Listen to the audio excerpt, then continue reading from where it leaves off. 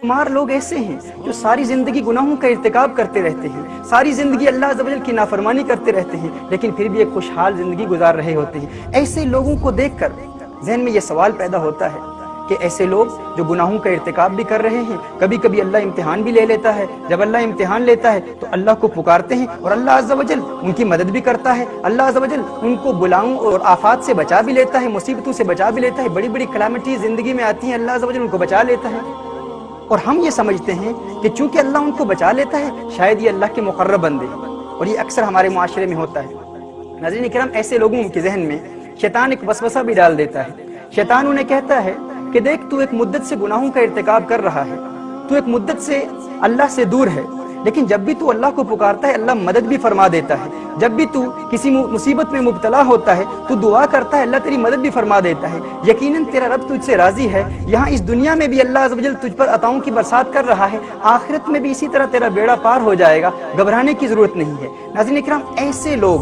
شیطان کے اس وسوسے میں آ کر گناہوں پر دلیر ہو جاتے ہیں اور بڑی جرت سے گناہ کرتے ہیں۔ ان سے آپ پوچھیں تو کہتے ہیں مالک کا بڑا کرم ہے، میں گناہ کرتا ہوں لیکن میرا مالک مجھ سے راضی ہے، میں گناہوں کا ارتکاب کرتا ہوں لیکن میرا رب مجھ سے راضی ہے، لیکن وہ یہ نہیں جانتے ناظرین کرام کہ اللہ عز و جل ان سے ایسا ناراض ہو چکا ہوتا ہے، ایسا ناراض ہو چکا ہوتا ہے کہ اللہ عز و جل نے ان کے لیے آخرت میں مستقل عذاب کا اہتمام کیا ہوتا ہے، اللہ عز و جل نے آزمائشوں کے دروازے اس کے لیے بند کر دیے ہوتے ہیں۔ رسالت مآب صلی اللہ علیہ وآلہ وسلم کی اس حدیث سے یہ بات روز روشن کی طرح واضح ہو جائے گی۔ میرے آقا صلی اللہ علیہ وسلم ارشاد فرماتے ہیں، سیدنا عقبۃ بن عامر رضی اللہ تعالیٰ عنہ راوی ہیں، رسالت مآب صلی اللہ علیہ وسلم ارشاد فرماتے ہیں کہ اگر آپ کسی ایسے فرد کو دیکھیں جس پر اللہ عز و جل عطاؤں کی برسات بھی کر رہا ہے، اللہ عز و جل اسے عطا بھی کر رہا ہے اور وہ گناہوں کا سلسلہ بھی جاری رکھے ہوئے ہے، اگر اللہ عز و جل کسی شخص کو عطا بھی کر رہا ہے، وہ جو مانگتا ہے اللہ عطا کرتا ہے، اور وہ گنہگار بھی ہے، گناہوں کا سلسلہ بھی جاری رکھے ہوئے ہے، رسالت مآب صلی اللہ علیہ وسلم فرماتے ہیں سمجھ لو کہ یہ اللہ کی طرف سے ڈھیل ہے۔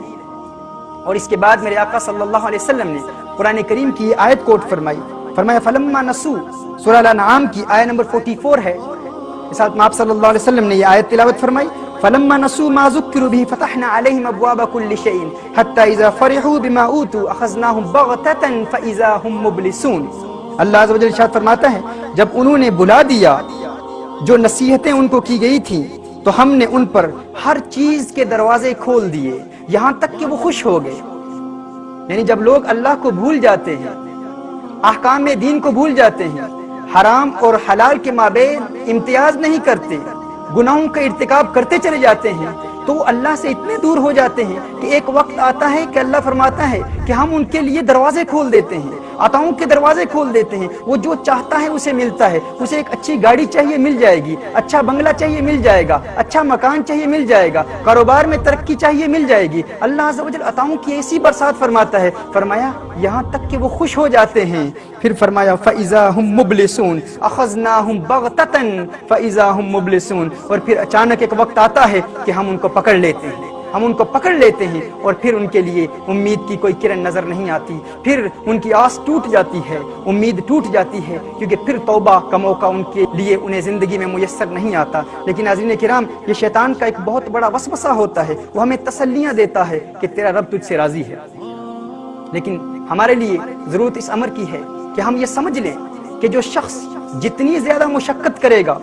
اس کو اللہ عز و جل اتنے ہی بلند و بالا اور عرفہ و اعلیٰ درجات عطا فرمائے گا، اور جس کا مقام عند اللہ جتنا زیادہ ہوگا اس کے امتحانات اور آزمائشیں بھی اتنی زیادہ ہوں گی۔